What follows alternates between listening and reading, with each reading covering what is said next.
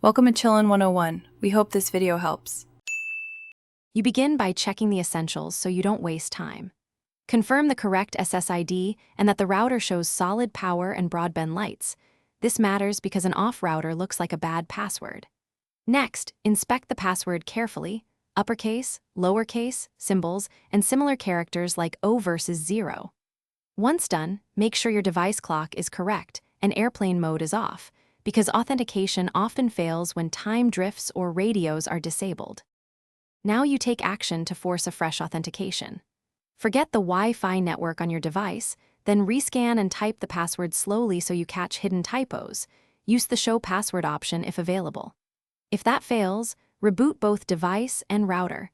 Power the router off for 30 seconds to clear caches and restart your device to renew credentials. Once rebooted, try the guest SSID or a WPS press only if you trust the environment, since these methods bypass saved credential issues. Finish by addressing deeper causes so your connection holds.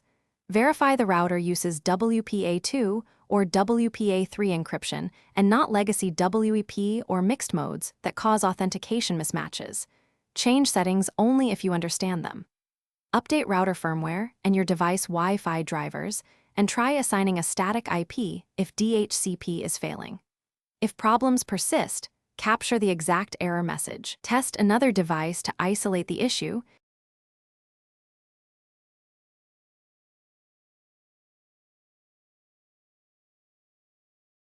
Thanks for watching. Consider subscribing if we helped you.